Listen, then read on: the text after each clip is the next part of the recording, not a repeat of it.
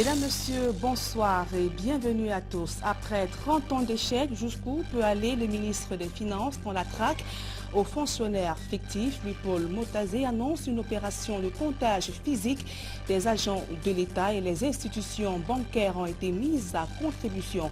Comment expliquer les difficultés du gouvernement à pouvoir maîtriser ses effectifs? Cette question et bien d'autres meubleront les échanges avec l'invité au cœur de ce journal. Les perspectives économiques des pays du monde préoccupent le Fonds monétaire international. Le FMI a convié les décideurs politiques ainsi que les gouverneurs des banques centrales pour se pencher sur l'avenir des pays à faible revenu. Les enjeux de cette réunion sont à suivre au cœur de ce journal avec Cédric Loufélé, notre envoyé spécial à Washington. Voilà pour le sommaire.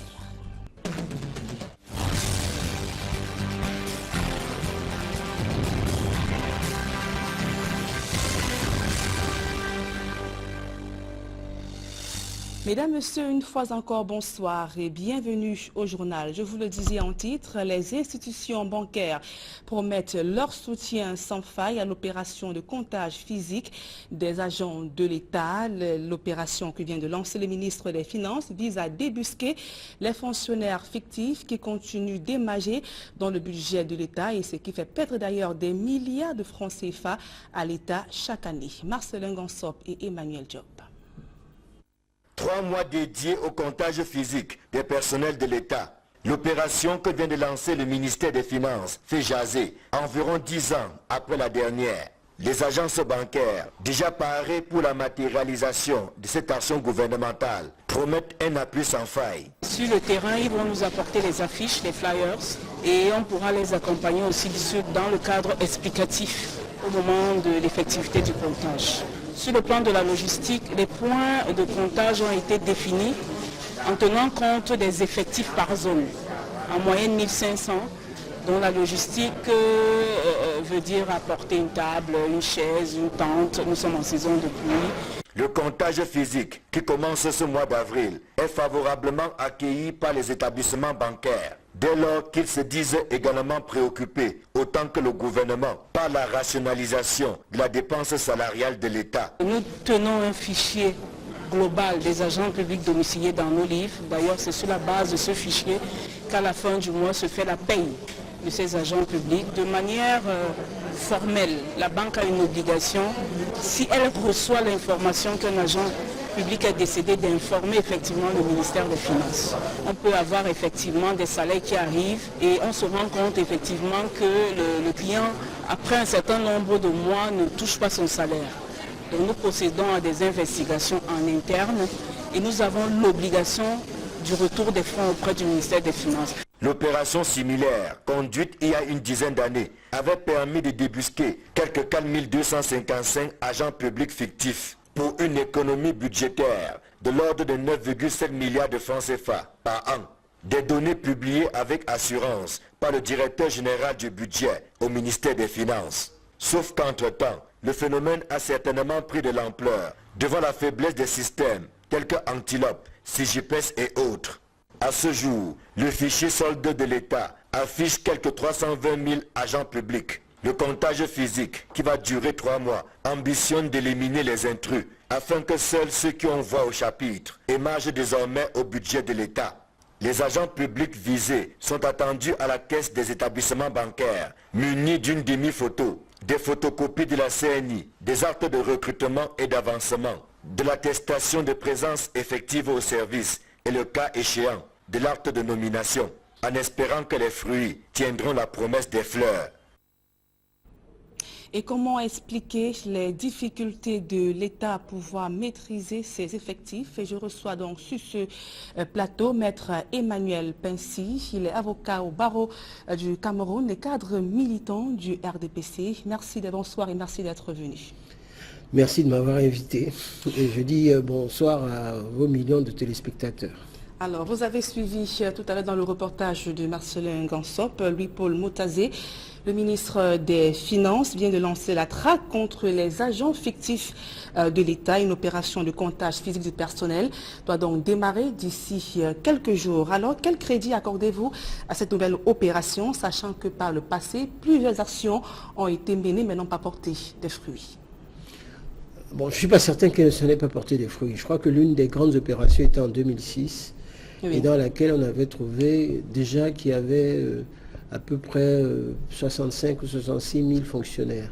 On se rend compte qu'aujourd'hui, les chiffres ont plus que doublé en tant que nombre de fonctionnaires, et on ne sait pas d'où sort cette population-là, et que Motazé, que moi je trouve être un excellent ministre, a voulu faire d'abord du cost killing. Vous n'estimez pas que c'est une façon pour le nouveau ministre d'imprimer ses marques dans ce nouveau département ministériel? Et d'ailleurs, je dois vous dire que la Banque mondiale, ça fait partie d'une des exigences de la Banque mondiale qui veut apporter un appui financier à l'État du Cameroun. Cet appui financier était d'environ 400 milliards et que plus de la moitié de cette somme a déjà été remise au Cameroun en appui au budget du Cameroun. Or, ce qui est en train de se passer, c'est que ça fait partie des exigences, c'est-à-dire ce comptage des fonctionnaires, parce que vous avez un certain nombre de personnes. Moi, je connais des gens qui vivent à Paris, qui continuent toujours à percevoir leur argent, qui donnent des procurations à tel, etc. Il y a même d'autres qui sont au Gabon, à gauche et à droite. Il y a maintenant même des gens qui sont morts. Il y a même d'autres personnes, on sait d'où ils sortent, qui perçoivent de l'argent de l'État. Ça, c'est un détournement de deniers publics. Et que quand Motazé veut le faire, je pense qu'il veut, d'abord, c'est une des prescriptions du chef de l'État. Et c'est quelqu'un qui a travaillé, vous savez, il était directeur commercial à Cameroun Airlines, puis il a été à la CNPS, et partout où il est passé, il est crédité d'un bon bilan. Et ce qu'il veut, là, c'est tout simplement qu'on sache combien il y a de personnel, parce que ça coûte énormément cher. Je pense que le montant, ça dépasse les 1000 milliards. Et que ce n'est pas possible. Maître Percy, tout à l'heure, vous avez fait savoir qu'il y a des personnes mortes, toujours, qui émargent également, des personnes à l'étranger. Est-ce que, selon vous, il n'y aurait pas des forces tapis dans l'ombre qui contribuent à faire persister ce phénomène? Je crois que c'est un circuit qui est bien organisé, puisqu'il y a un personnel qui paye. Donc, c'est déjà même à l'intérieur du ministère des Finances également qu'il existe des circuits qu'il faut extirper, parce que vous ne pouvez pas voir comment on doit passer à la solde, comment on doit faire des virements, des gens qui n'existent pas. Et c'est ça ce que veut dire Motazé. Et je crois que d'ailleurs l'opération qu'est en train de demander le ministre Motazé, et que j'approuve, est de faire en sorte que même jusque dans les aéroports, on puisse traquer les gens pour que ces personnes-là ne puissent pas venir prendre l'avion pour venir percevoir de l'argent. Oui, il faut faire cette opération-là pour assainir les finances publiques du Cameroun. Mais je dois dire également ceci.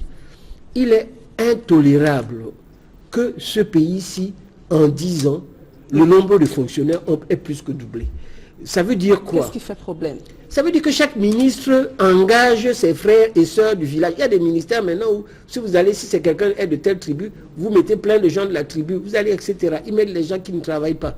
Donc, je crois déjà qu'on doit faire ce type d'opération au point de vue comptage physique. Et je crois que le ministre l'a demandé au niveau des ministères, en sachant avec les fonctions que les gens ont. Donc il y a ce contrôle qui se passe également au niveau des ministères. Il y a le contrôle qui se fait également de chaque ministère. Il y a le contrôle qui se fait également au niveau de la fonction publique. Et il y a les contrôles qui se font au niveau des banques. Et à ce moment-là, je suis tout à fait certain qu'on va trouver des gens qui volent de l'argent de l'État. Et je voudrais d'ailleurs, sur ce point-là, qu'il y ait des textes qui entraînent des sanctions beaucoup plus lourdes que ça, avec des prisons. C'est-à-dire pour qu'on mette en prison aussi bien ceux qui sont complices, les auteurs, les co-auteurs et les complices, quel que soit là où ils se trouvent. Et je pense que même au niveau des ministères et ailleurs, il y a des gens qui le font. Est-ce qu'au regard du contexte actuel, qu'est-ce qui peut garantir la réussite de cette nouvelle opération initiée par le ministre des Finances pour pouvoir assainir le fichier solde de l'État? D'abord, la première opération avait réussi. Il y avait à peu près un peu moins de 1000 milliards qui avaient été économisés. Et cette opération, pas 1000 milliards, je crois que le montant, je ne l'ai pas avec moi, mais le montant était relativement important. Et je crois que sur ce montant qui va arriver, on va économiser beaucoup d'argent. Les gens ne se rendent pas compte que tout cela la lutte contre la pauvreté, les investissements, l'école qu'on doit construire, les hôpitaux, les routes, avoir de l'eau. Vous avez des Camerounais qui sont très forts. Ils ont dans l'imagination créatrice de se mettre tout simplement à trouver des voies et moyens pour chaque fois aller voler de l'argent au détriment de l'État. Et que tous les efforts qui sont faits, que les Camerounais font, parce que les Camerounais souffrent, et il y a des chômeurs. Toutes les réformes, dès qu'il y a une réforme, vous trouvez des gens qui trouvent des moyens encore de faire en sorte que ça se passe. Moi, je souhaite une réussite. Et cette affaire-là, c'est une affaire de tous. C'est pour ça d'ailleurs que le ministre a demandé, parce qu'il existe également des dénonciations. Oui, vous avez justement, des gens... il y a un sous-comité de dénonciation qui a été mis sur pied, qui aura donc pour mission de recenser les plaintes des usagers. Vous pensez quelle sera donc l'efficacité de ce comité? Vous y croyez qu'on pourra aboutir à quelque chose? Moi, je crois que ce serait plus efficace si ceux qui dénoncent étaient récompensés. C'est-à-dire qu'ils avaient la possibilité également de recevoir un peu d'argent. Parce que si vous demandez à quelqu'un de dénoncer, le Camerounais va dire je vais dénoncer, je gagne quoi? Il faudrait qu'on trouve des voies et moyens, qu'on trouve une sorte pour que ça existe en droit américain. C'est-à-dire, lorsqu'il y a une procédure et que vous venez donner des pièces et des documents qui sont de nature à faire en sorte que l'État gagne de l'argent, on vous donne de l'argent. Mais est-ce qu'il n'y aura pas peut-être des représailles à la longue? À l'encontre de qui? Des membres de ce sous-comité de dénonciation. Bien que l'opération sera de façon anonyme. Oui, d'abord c'est anonyme. Et puis, d'abord ça doit être anonyme pour protéger les gens. Oui. Et puis, c'est ce qu'il faudrait faire. Et lorsqu'on va le faire, à ce moment-là, on va procéder à des enquêtes. Parce que les enquêtes vont se faire. Donc, ce n'est pas que vous dénoncez et on va couper les fonds, on va plus faire des virements. Lorsqu'on va dénoncer, et je pense que c'est une bonne chose, il faudrait, à mon avis, pour que ce soit efficace, que les gens qui dénoncent, et quand on fait enquête et qu'on arrive à trouver une solution, qu'ils aient une petite gratification. C'est là où ça serait efficace. Aux États-Unis, ça a apporté ses preuves dans plusieurs affaires très importantes où le parquet n'arrivait pas à trouver une solution.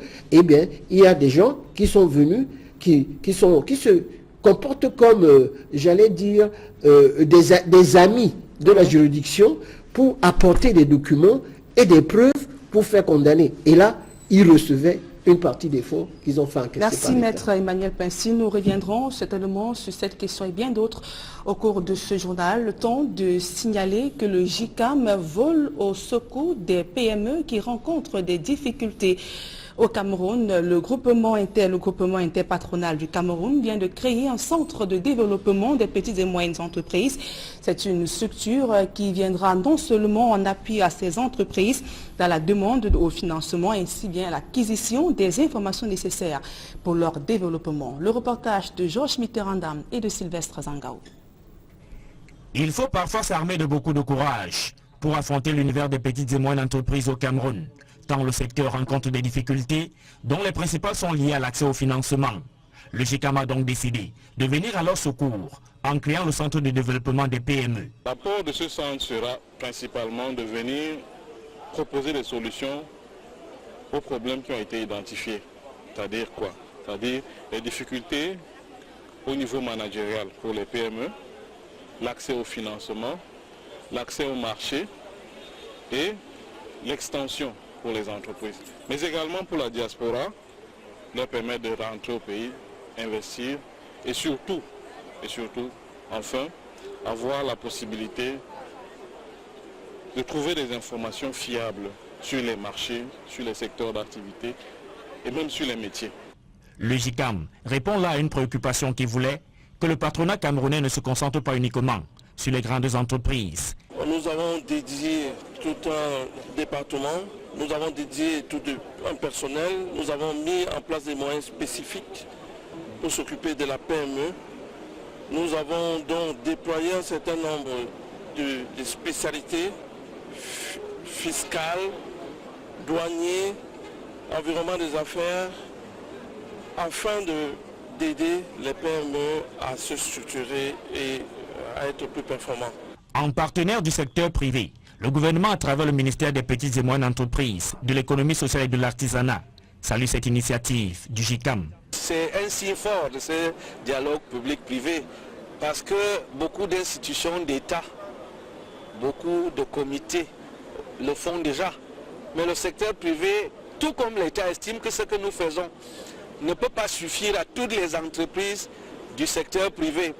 elles sont très nombreuses et aucune initiative n'est de trop. Et ce que l'OGICAM vient de faire, eh bien, c'est la première initiative de ce type de notre secteur privé. L'OGICAM a montré qu'il est le leader incontesté du patronat camerounais.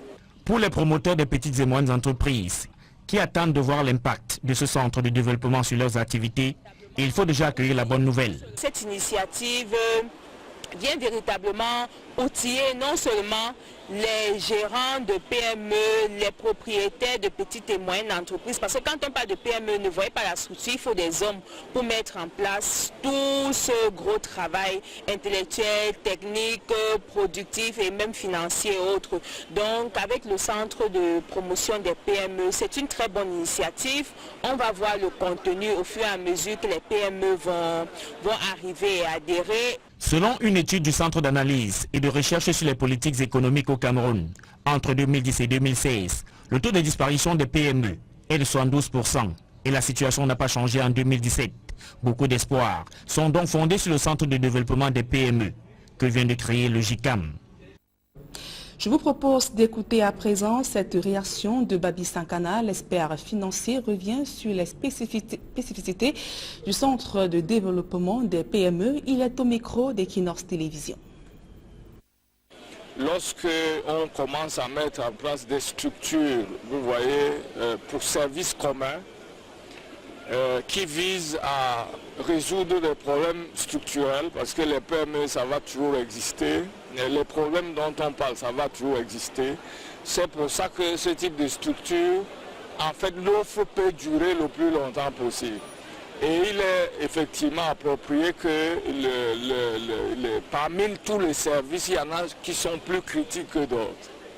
Vous voyez, il y a des services liés, par exemple, à la levée des fonds propres. Lorsque vous avez des PME, la plupart ont des insuffisances en fonds propres. C'est-à-dire que leur structure de capital est fragile. Pour passer à une phase où la structure soit renforcée, il faut modifier, vous voyez, le comportement du promoteur pour qu'il accepte de partager le risque avec d'autres investisseurs. Vous voyez, ça demande une certaine assurance. Si c'est le patronat qui offre ce type de service, il y aura un prérequis derrière que ça ne sera pas la tricherie. C'est-à-dire l'investisseur qui apporte les fonds propres, après ne va pas bousculer le partenaire pour dire qu'il récupère son business, quoi. Dans ce chapitre, la publication du rapport 2018 du FMI sur les perspectives économiques reste très attendue dans les réunions du printemps. Ces rencontres se déroulent à Washington, aux États-Unis. Les articulations majeures de l'agenda sont notamment axées sur les dysfonctionnements des systèmes financiers et la lutte contre la corruption. Notre envoyé spécial, Cédric Noufélé, revient sur les enjeux de cette réunion. Bonsoir à tous. Un air de printemps souffle sur Washington. La capitale fédérale des États-Unis d'Amérique accueille la réunion du printemps de la Banque mondiale et du Fonds monétaire international. Ils sont plus de 1500 personnalités conviées à ces réunions du printemps. Ils sont venus des 4 coins du monde, des ministres des Finances, des gouverneurs de banques centrales, des industriels, des experts financiers internationaux et des parlementaires. Ils doivent discuter et analyser les causes profondes du ralentissement de la croissance économique mondiale, les difficultés que rencontrent des pays à faible revenu, des pays confrontés à des multiples crises économiques depuis 2014, l'épineuse question de la corruption et la réduction de la pauvreté sont également inscrits au programme de ces réunions du printemps du FMI et la Banque mondiale. Les perspectives économiques mondiales doivent être présentées durant cette semaine dans un rapport 2018 du FMI. C'est l'une des conférences les plus attendues ici à la direction générale du Fonds monétaire international à Washington. Au-delà de la réunion des ministres des Finances des 20 pays les plus industrialisés, il y a l'épineuse question de la corruption qui préoccupe également les experts financiers internationaux, le FMI qui suit de près l'engagement et l'ambition des pays d'Afrique de l'Ouest de créer une nouvelle monnaie. Et Christine Lagarde, la directrice générale du FMI, doit intervenir durant cette semaine sur l'économie numérique et les enjeux de la digitalisation. La directrice générale du FMI également engagée dans la promotion des femmes entrepreneurs.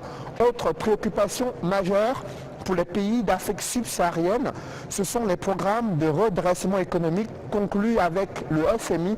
Quelle en sera l'évaluation durant cette semaine lors des réunions du printemps? Quelle nouvelle orientation économique et financière les différentes personnalités conviées à cette rencontre vont-elles donner pour permettre au système financier international de pouvoir réduire la pauvreté et de soutenir la croissance dans les pays émergents et d'accompagner toujours les pays en voie de développement? Ce sont autant de sujets qui doivent meubler ces réunions du printemps. Ici à Washington, Cédric Noufélé, envoyé spécial Equinox Télévision. Merci à vous, Cédric Noufélé, notre envoyé spécial à Washington. Et le difficile accès au financement freine l'essor des PME au Cameroun. Les responsables d'établissements financiers font savoir que plusieurs projets sont peu porteurs et manquent de garanties suffisantes. La deuxième édition de la Pan-African Project Management, tenue tout récemment, a permis de lever un pan de voile sur cette question. Reportage. Les banques en zone CEMAC et en Afrique ne prêtent pas assez alors qu'elles sont en situation de surliquidité, a-t-on coutume d'entendre, pour indiquer qu'il y a de l'argent oisif dans les établissements bancaires et autres institutions financières. Un mythe de la surliquidité bancaire qui persiste depuis des années. Dans ce contexte, les difficultés les plus criardes pour les porteurs de projets et investisseurs résident dans le financement des investissements. Ces projets requièrent des financements de longue durée qui ne sont pas facilement mobilisables du fait des risques importants associés. De fait, l'accès au financement des investissements, qui plus est pour les PME, apparaît alors comme une véritable gageure quand on sait que même en situation de surliquidité, les banques sont réticentes. Une réticence qui plombe le développement des PME, mais qui, de l'avis de la quasi-totalité des experts, se justifie par la faible structuration de ces entreprises ou de leurs projets d'investissement. Ce qui se caractérise par une absence de plan d'affaires et naturellement une capacité limitée d'autofinancement qui ne permet pas de couvrir leurs besoins prioritaires d'investissement. Sachez que personne ne fait un projet pour perdre. Il est très important de comprendre que pour les financiers, quels qu'ils soient, les banques commerciales, les banques de développement, le document de base qu'ils ont, n'est-ce pas, c'est l'étude de faisabilité, c'est le business plan, c'est-à-dire c'est le rapport bancable qui doit leur apporter les réponses nécessaires, n'est-ce pas, pour apaiser les réponses relatives aux risques qui entourent le projet. Très souvent, on prend son projet, on la met sur le banquier, mais le banquier ne pouvant pas, en fait, ne pouvant pas voir comment vous allez gérer les éléments de risque, seulement ne finance pas.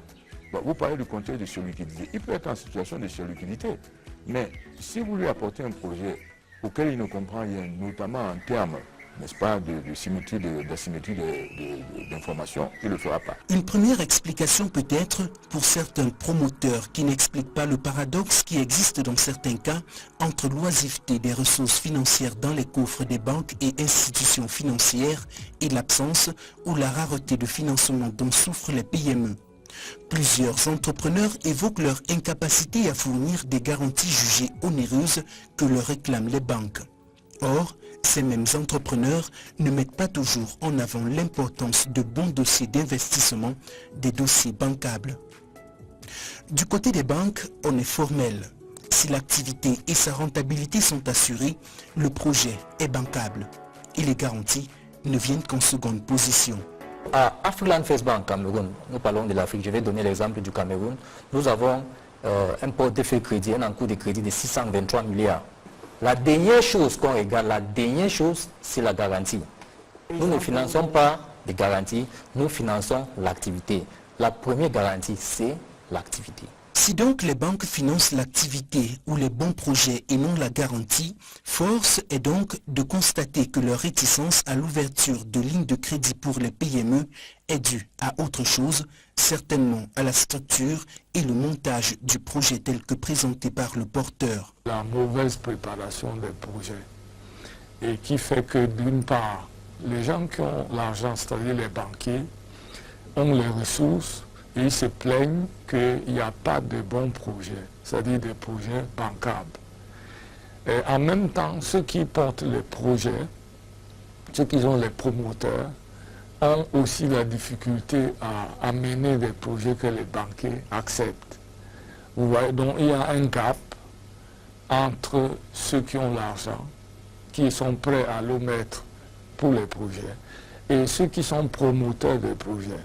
C'est donc pour résoudre le problème structurel du nombre très limité et insuffisant de projets bancables ou prêts à être financés qui soient structurés aux meilleurs standards de viabilité économique que se tienne à Yaoundé au Cameroun du 23 au 25 mai la deuxième édition de la Pan-African PMC sous le thème « Réussir la préparation des projets bancables en Afrique ». La première édition, c'était général.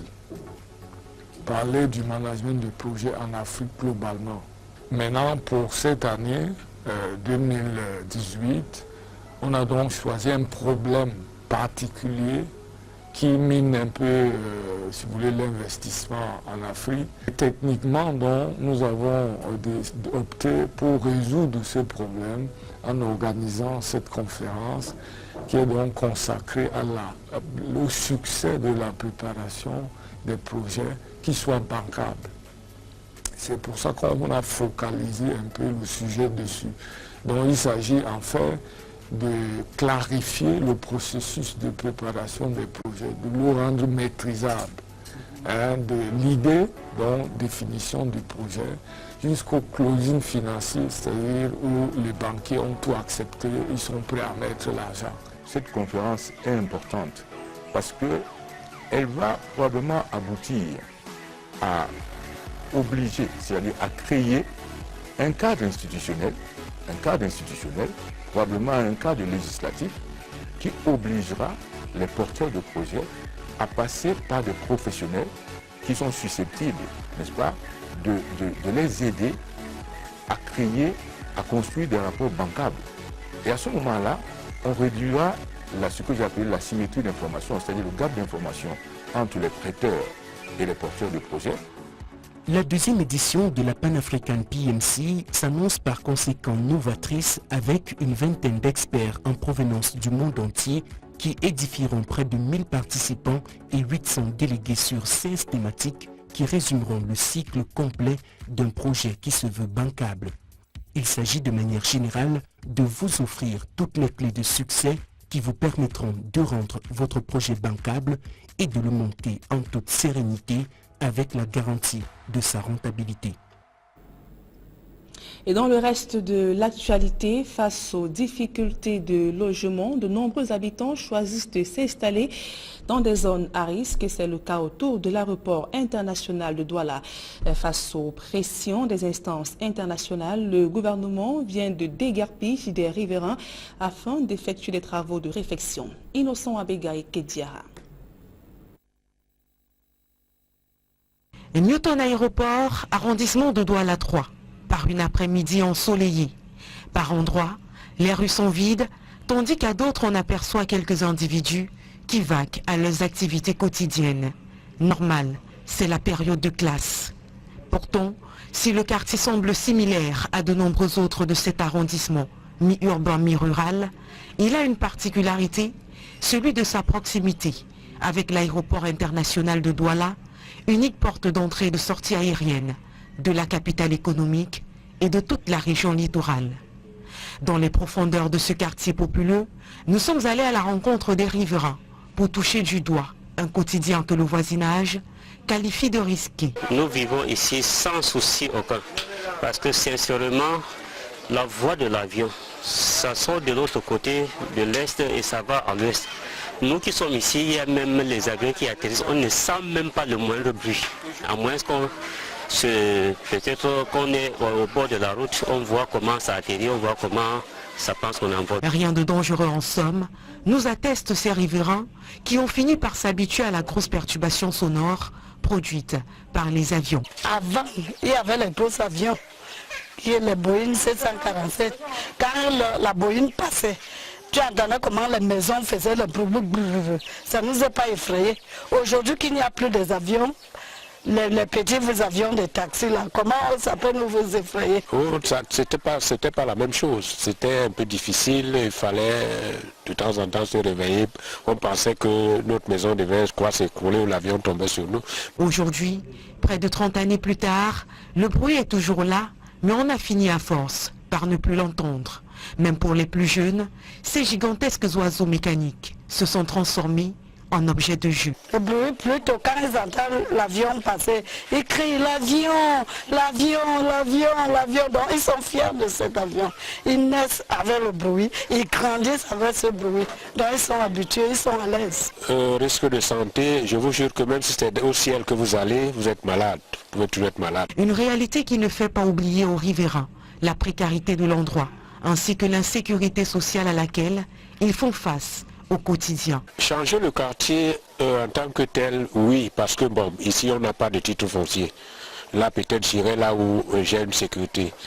Bon, mais dit par rapport au bruit, je préférais encore rester ici. En plus de la nuisance sonore due aux avions, il y a la violence des eaux sournoises. Le quartier étant une zone verte, les habitants sont pendant la saison de pluie confrontés aux inondations que la construction de ce drain viendra certainement réduire. Mais en attendant les travaux de la communauté urbaine, on continue de vivre, ici comme ailleurs, de façon assez paisible.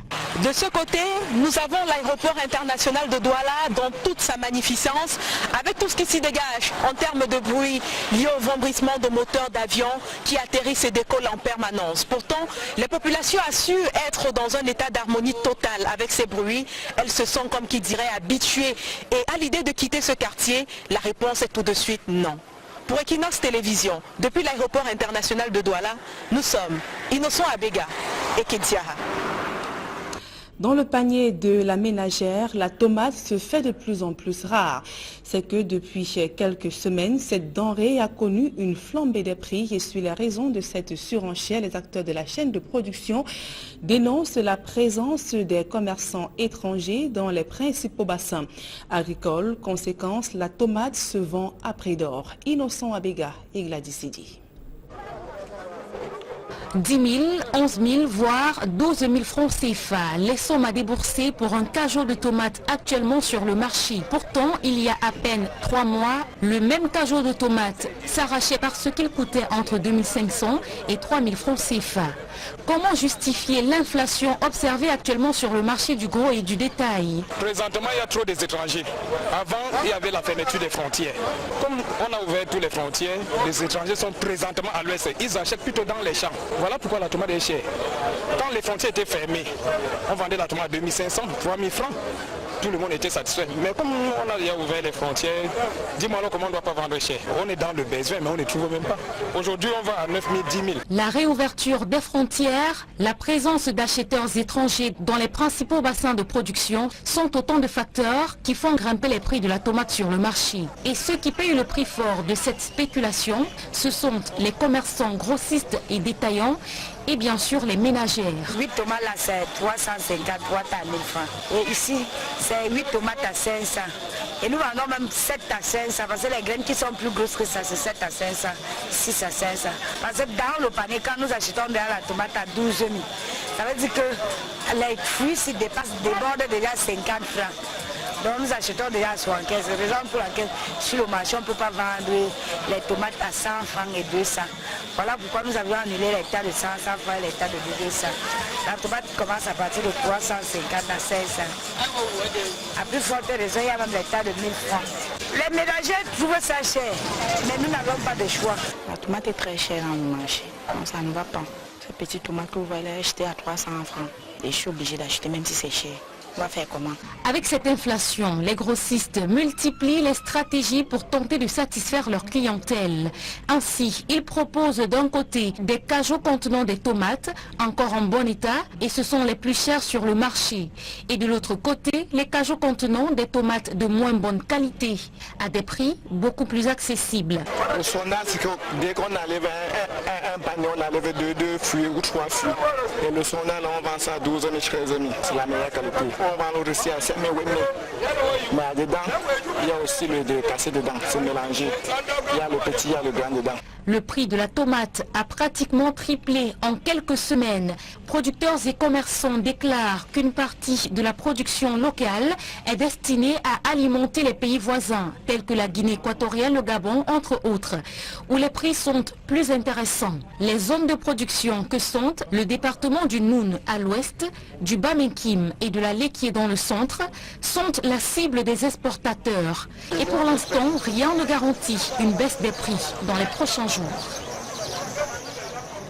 Et le spectre des incendies hante la ville de Douala après le marché de la gare à Nioubel dans le 2e arrondissement de la ville de Douala. C'est une maison d'habitation qui est partie en fumée ce jour au lieu dit nouvelle route Bessenguer.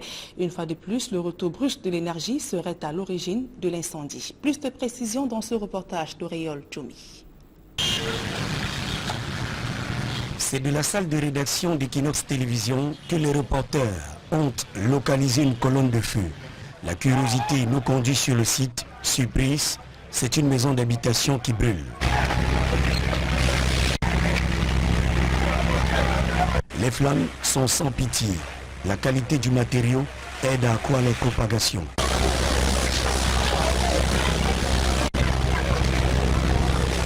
Une septuagénaire déjà emmenée à l'hôpital a failli faire les frais de cet incendie, comme le raconte sa fille.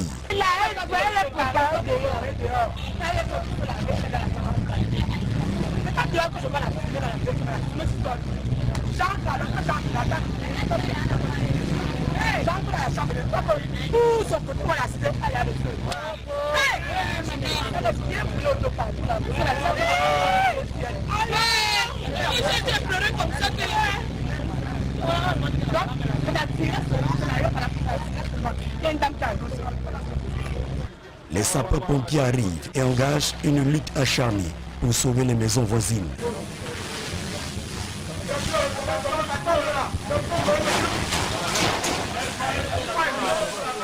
Juste derrière la maison en feu, un garage automobile, des roues, des véhicules à essence et gasoil, une grave menace plane sur le secteur. Mais l'expérience des sapeurs-pompiers joue contre le feu. À proximité, les enfants de la famille regardent partir en fumée ce qui était encore il y a quelques minutes auparavant leur maison d'habitation. Pour sécuriser le matériel et les soldats du feu, les éléments de la gendarmerie nationale veillent au grain. Dans le voisinage, l'électricité est pointée du doigt comme le grand coupable de cet incendie.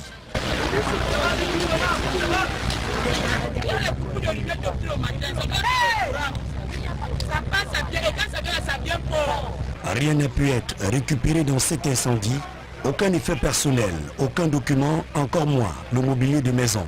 Tout a été ravagé par les flammes.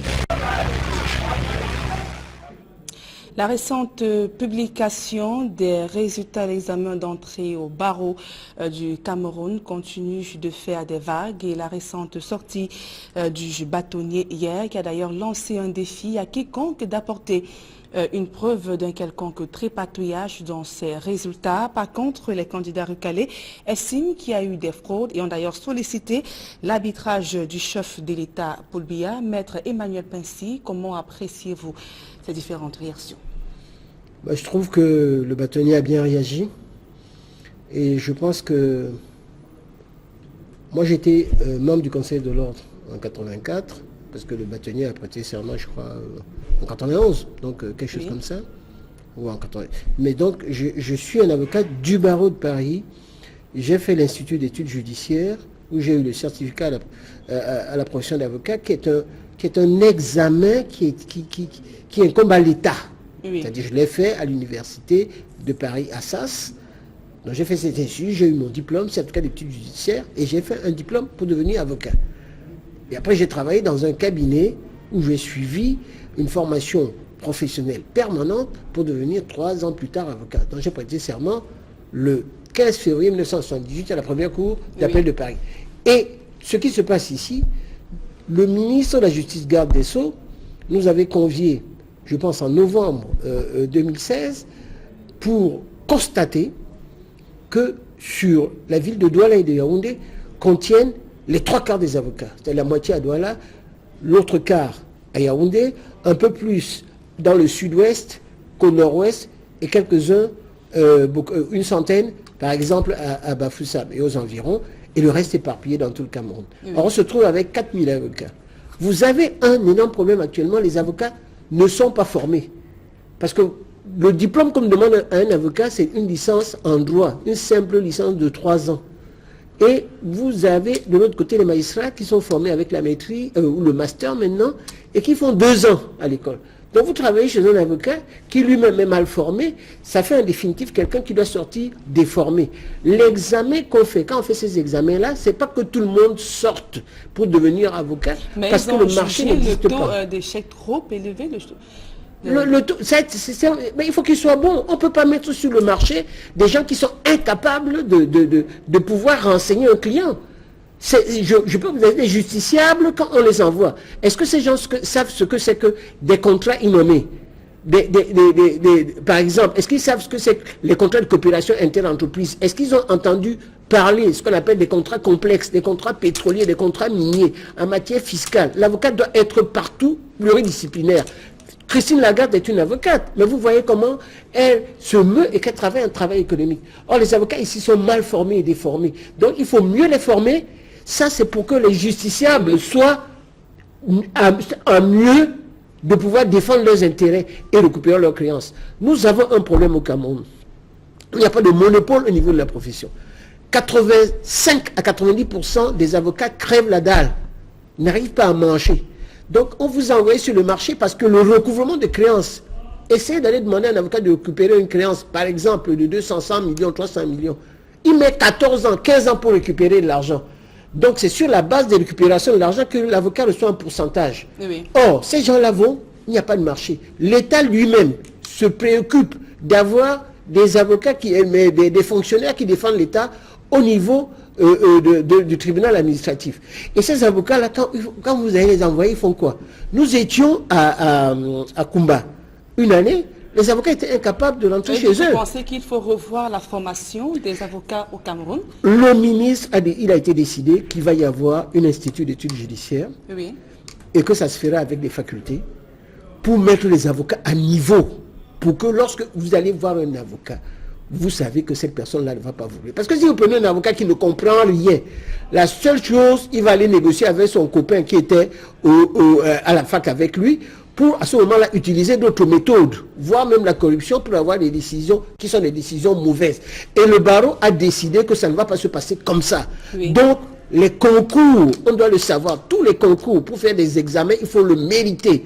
Et ça, c'est pour les justiciables. On ne va pas mettre dans la rue des avocats qui n'auront pas de quoi manger, qui vont rouler les clients, qui vont avoir des mauvaises affaires. Alors, en même temps, je crois que c'est une faute disciplinaire. Moi, j'ai été membre du Conseil de l'ordre. Oui. Quand les avocats se mettent à dire des choses qui sont inacceptables, parce que c'est un examen qui est préparé par le ministère, c'est le ministère qui l'organise, qui a des tripatouillages et des tricheries.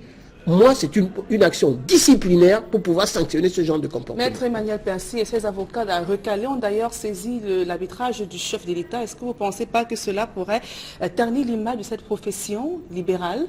N'importe qui saisit le chef d'État. Vous savez, les Camerounais, au lieu de saisir peut-être même la juridiction administrative, parce que la contestation, vous pouvez le faire en disant c'est un concours d'État, c'est un concours qui a été préparé par le ministère. Les avocats ne se lèvent pas eux-mêmes pour faire un concours. Oui. Et ce concours-là, il y a des magistrats qui font partie de ceux qui corrigent ces examens.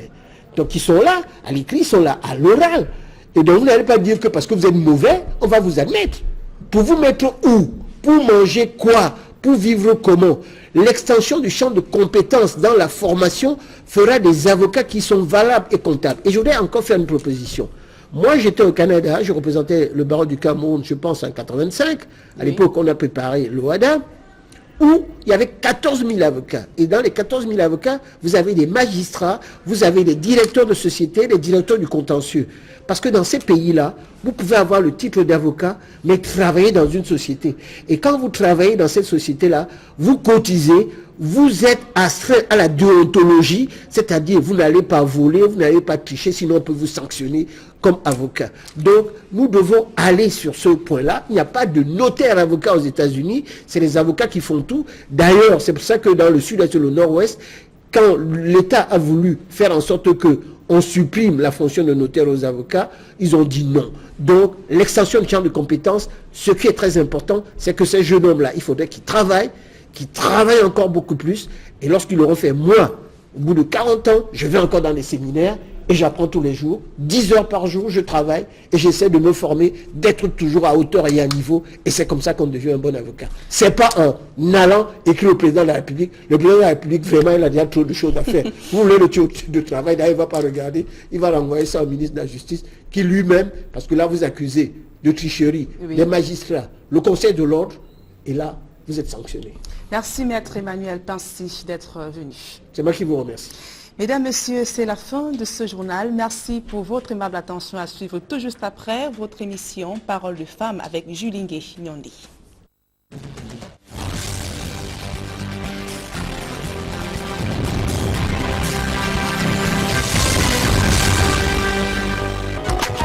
Mesdames et messieurs,